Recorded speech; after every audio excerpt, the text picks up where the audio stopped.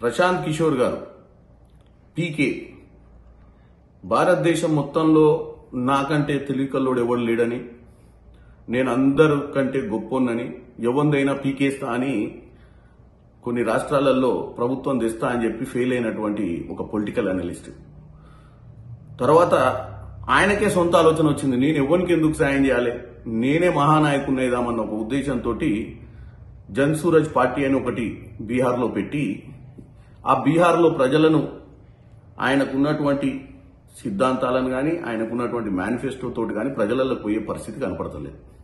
అక్కడ ప్రజలు ఆయనను ఒక నాయకునిగా చూసే పరిస్థితి లేనప్పుడు ఆ ప్రజల దృష్టిని ఆయన సైడ్ మళ్లించడానికి బీహార్ సెంటిమెంట్ను వాడుకోవాలని చెప్పి రేవంత్ రెడ్డి గారి మీద లేనిపోని ఆరోపణలు చేస్తున్నారు.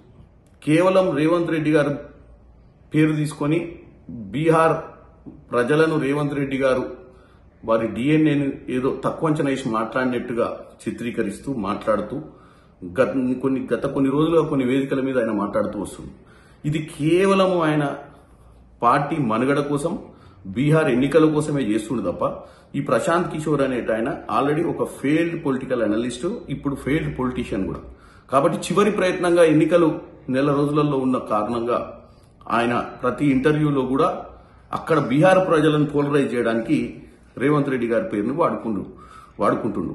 కాబట్టి ఆయనకు ఒకటే చెప్తున్నా, రాజకీయాలు చేయాలంటే మీరు బీహార్కి ఏం చేస్తారో చెప్పండి. బీహార్లో మీరు గెలవాలన్నా, బీహార్లో మీ పార్టీ మనుగడ రావాలన్నా వెనకబడిపోయినటువంటి బీహార్ ప్రజలు వలసలు పోతురు. వలసలను ఆపే ప్రయత్నము, అక్కడ ఉన్నటువంటి ఇన్ఫ్రాస్ట్రక్చర్ డెవలప్ చేసేటట్టుగా మీరు ఇంటర్వ్యూలు ఇచ్చినట్టయితే మీ సైడ్ ప్రజలు ఏమన్నా మొగ్గు చూపుతారు. కానీ ఎక్కడో పక్క రాష్ట్రాల్లో ఉన్నటువంటి ముఖ్యమంత్రులను గురించి తప్పుగా మాట్లాడి బీహార్ ప్రజల మనసును గెలవాలని చూడటం మంచి పద్ధతి కాదని ప్రశాంత్ కిషోర్ గారికి చెప్తున్నాను.